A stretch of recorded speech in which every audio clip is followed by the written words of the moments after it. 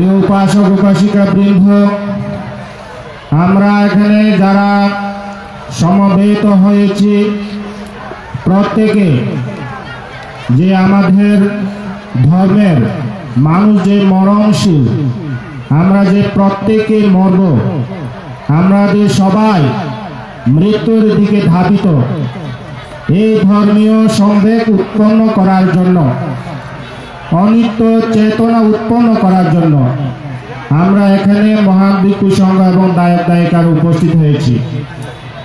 আমরা এখানে অনুষ্ঠান দেখার জন্য বা মেলা ঘোরার জন্য আসিনি। আমাদের আজকের এই অনুষ্ঠানে উপস্থিত হয়ে এই অনুষ্ঠানের সাফল্যমণ্ডিত হবে, আপনাদের আগমনেরও সার্থকতা হবে যদি আপনাদের অন্তর জগতে সামান্যতম যদি ধর্মীয় সংবেগ অনিত্য চেতনা উৎপন্ন করতে পারেন, তাহলে আজকের এই অনুষ্ঠানের অংশগ্রহণ করাটা সার্থক হবে। এই জন্য বুদ্ধ বলেছেন, যথা দান্দেনা গোপালে গাবু পাচেতি গোচরাং এবং যারা চামাচুচা আয়ু পাচেতি পান্য। বুদ্ধ এখানে বলেছেন, রাখাল বালক যেমন তার গরুগুলোকে বেতের আঘাতের মাঠের দিকে নিয়ে যায়, ঠিক তদ্রূপ আমাদেরকে জরা ব্যাধি এগুলো আমাদেরকে ধীরে ধীরে আমাদের মৃত্যুর দিকে ধাবিত করছে। এখানে যারা উপস্থিত হয়েছেন, কেউ 80 বছরের বৃদ্ধ, কেউ কেউ ছোট শিশু, কেউ কেউ মায়ের পেটে, এবং অনেকে দাঁত পড়ে গেছে, অনেকে চুল পেকে গেছে, অনেকের শরীরের চামড়া ঝুলে পড়ছে। তার মানে আমাদের অন্তরে মৃত্যু চেতনা সর্বক্ষণ জাগ্রত করতে হবে, ধর্মীয় সংবেগ উৎপন্ন করতে হবে। না হলে এখানে যে ভ্রান্তি পুরা অনুষ্ঠানে আসাটা কোনো মূল্য হবে না। এই যে আমাদের পরম পূজ্য একজন মহান ভিক্ষুকে আমরা সকলেই সমবেত হয়ে যে শেষ বিদায় জানাতে আসছি, উনি যখন জীবিত ছিলেন তিনি এখানকার দায়ক সমাজ, আমাদের ভিক্ষু সংঘের অত্যন্ত সম্মানিত ব্যক্তি ছিলেন। তিনি সাধ্যমতো নিজের সমাজের ভিক্ষু সংঘের দায়ক দায়িকাদের কল্যাণার্থে নিজের জীবনকে উৎসর্গ করেছেন। এই অনুষ্ঠানে এসে আমি একটি ঐতিহাসিক সত্য কথা মনে পড়ে যায়। সেটা হচ্ছে, আপনারা অনেকে জানেন, যারা বাংলায় লেখাপড়া করেন, বাংলা সাহিত্য সম্পর্কে জানেন, মহাসম্রাট বীর আলেকজান্ডারের কথা আপনারা শুনেছেন। আলেকজান্ডার মৃত্যুর আগে তিনি তিনটি ইচ্ছা পূরণের কথা তার সেনাপতিদের ডেকে বলেছিলেন যে আমার মৃত্যুর পরে তোমরা আমার তিনটি ইচ্ছে পূরণ করবে। সে তিনটি ইচ্ছে কি? যে আমি মরণের পরে আমার মরদেহে যে কফিন আছে, সেই কফিনকে শুধুমাত্র ডাক্তার চিকিৎসকরা যারা আমাকে চিকিৎসা করেছেন তারাই বহন করবেন। দ্বিতীয় ইচ্ছা হচ্ছে, আমার মৃত্যুর পরে আমাকে যখন শ্মশানের দিকে নিয়ে যাবে, আমাকে কবর দেওয়ার জন্য যখন নিয়ে যাবে, তখন সেই কবরের রাস্তায় আমার জীবনের যে সমস্ত সম্পদ অর্জন করেছি, টাকা পয়সা সোনা রূপা অর্জন করেছি, সেই সমস্ত সোনা রূপা টাকা পয়সা সেই কবরস্থানে যাওয়ার রাস্তায় ছড়িয়ে ছিটিয়ে রাখবেন। তৃতীয় ইচ্ছে হচ্ছে আমার মৃত্যুর পরে যখন কফিনকে শ্মশানের দিকে, কবরের দিকে নিয়ে যাবে, তখন আমার দুই হাত কফিনের দুই পাশে ঝুলিয়ে নিয়ে যাবে। আমি এই তিনটি আমার ইচ্ছে তোমরা পূরণ করবে, সেনাপতিদেরকে তিনি বলে গেছেন। এই তিনটি ইচ্ছের কথা শুনে সেনাপতিরা জিজ্ঞাসা করলেন, হে মহান সম্রাট, আপনি এই ধরনের বিচিত্র অভিপ্রায়, এই ধরনের ইচ্ছে কেন পোষণ করছেন? তখন তিনি বললেন যে আমি এই জগতের, আমি মানুষদের কল্যাণে তিনটি শিক্ষা দিয়ে যেতে চাই। সেই তিনটি শিক্ষা কি? যে আমি মরণের পরে আমার কফিন, আমার মরদেহ যে সকল চিকিৎসকরা বহন করবে, এটাকে দেখে আমাদের জনগণ, আমাদের প্রজারা তাদের অন্তর জগতের জন্য উৎপন্ন করতে পারে যে ডাক্তাররাও, চিকিৎসকরাও আমাদেরকে চিরজীবন রাখতে পারেন না, আমাদেরকে মৃত্যু না হওয়ার জন্য ওনারাও শেষ চিকিৎসা করতে পারেন না, আমরাও একদিন মৃত্যুবরণ করব। দ্বিতীয় ইচ্ছে কি?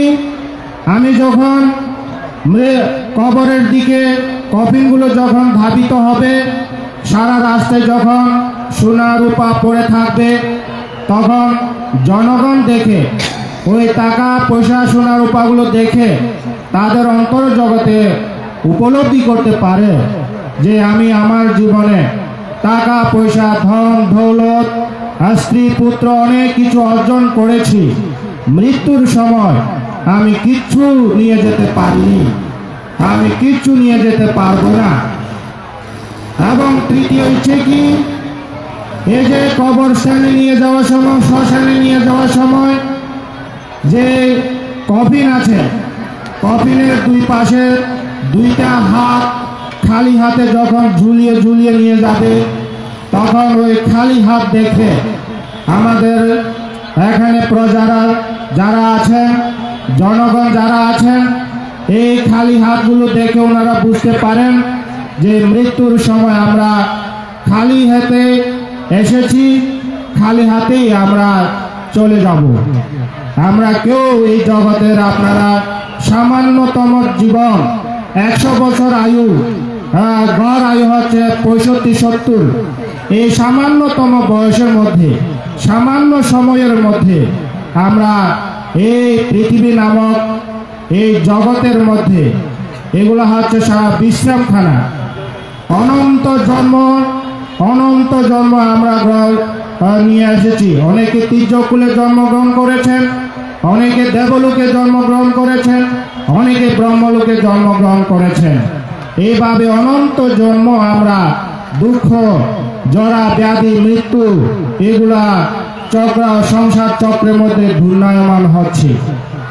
এই যে আজকে এই মরদেহ দেখে, ভিক্ষু সংঘকে দেখে, এখানে আমরা প্রত্যেকে যদি ধর্মীয় সম্বেগ উৎপন্ন করতে পারি, অনিত্য চেতনা উৎপন্ন করতে পারি যে মানুষ মরণশীল, তাহলে আমাদের মধ্যে আজকে এই ধর্মীয় অনুষ্ঠানে শীল গ্রহণ করা, দান করা এবং এই অনুষ্ঠানে অংশগ্রহণ করা তার সার্থক হবে। আমি আমার ধর্ম দেশনা দীর্ঘায়িত করব না। প্রিয় উপাসক উপাসিকা বৃন্দ, বর্তমানে আমরা অধিকাংশ সেই আদিকাল থেকে আমরা এই ধরনের ভ্রান্তের পুরা অনুষ্ঠানকে মেলা হিসেবে নিজেদের গ্রহণ করে আমরা যে ব্যয়বহুল জীবনযাত্রা, ব্যয়বহুল অনুষ্ঠান করে আমাদের বৌদ্ধ সমাজ প্রতিনিয়ত আমরা অর্থনৈতিকভাবে অপচয় করছি।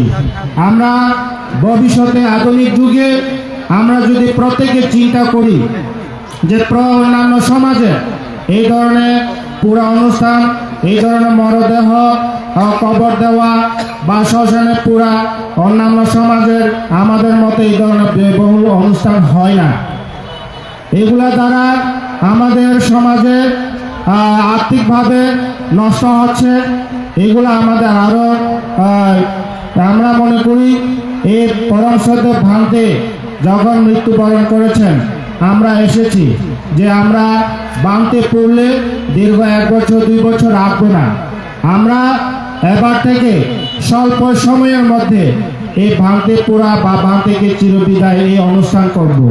তারই প্রেক্ষিতে আমরা জানি এই মেজরপাড়াবাসী অত্র এলাকা দায়ক দায়িকাগণ অল্প সময়ের মধ্যে অত্যন্ত সুন্দরভাবে উদযাপন কমিটি গ্রামবাসী সকলে এই ধরনের একটা সুন্দর অনুষ্ঠান উপহার দিয়েছেন। প্রিয় উপাসক উপাসিকা বৃন্দ, আমি আমার ধর্মদেশনা দীর্ঘায়িত করব না।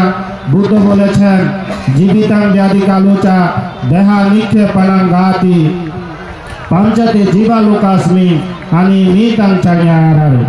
বুদ্ধ বলেছেন যে আমরা কতদিন জীবিত থাকবো এখানে কেউ বলতে পারবো না। ভিক্ষু সংঘ হোক, গায়ক সংঘ হোক, আমরা কেউ বলতে পারি না আমরা কতদিন এই পৃথিবীর মধ্যে জীবিত থাকব।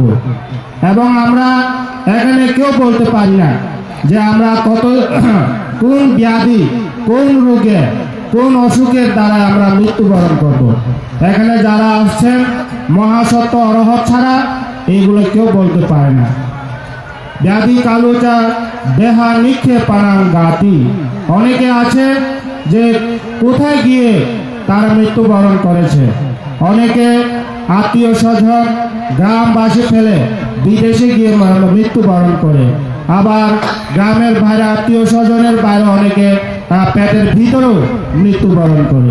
সুতরাং কখন কোথায় কোন জায়গায় গিয়ে আমরা মৃত্যুবরণ করব, কোথায় গিয়ে জন্মগ্রহণ করব আমরা কেউ বলতে পারি না। যতক্ষণ পর্যন্ত আমরা এই পঞ্চস্কন্ধ দেহ লাভ করব ততদিন পর্যন্ত আমরা এই 31 লোকভূমির মধ্যে স্বর্গ নরক ব্রহ্মলোকের মধ্যে চক্রাকারে আমরা ঘূর্ণায়ন থাকব। এই জন্য বুদ্ধ নির্বাণ পাওয়ার জন্য প্রার্থনা করেছেন। আমরা যতদিন পর্যন্ত নির্বাণ লাভ করতে পারবো না ততদিন পর্যন্ত আমরা এই প্রেতকুলে, তির্যকুলে, নরকে, ব্রহ্মলোকে এবং মনুষ্যলোকে জন্ম ধারণ করে আমরা দুঃখ ভোগ করব। এই দুঃখ থেকে মুক্ত হওয়ার জন্য বুদ্ধ আমাদেরকে শীল সমাধি প্রজ্ঞা অনুশীলন করার জন্য বলেছেন। প্রিয় উপাসক উপাসিকা বৃন্দ, আজকে প্রয়াত ভান্তে এই শেষ বিদায়ে আমরা কেউ কিছু দিতে পারবো না। আমরা আমাদের প্রত্যেকে এই জীবনে যে সকল সম্পত্তি অর্জন করেছি, আমরা জমি, টাকা পয়সা, ধন দৌলত, এগুলো আমরা কেউ আজকে এই শেষ বিদায়ের দিনে ওনাকে কিছু দিতে পারবো না।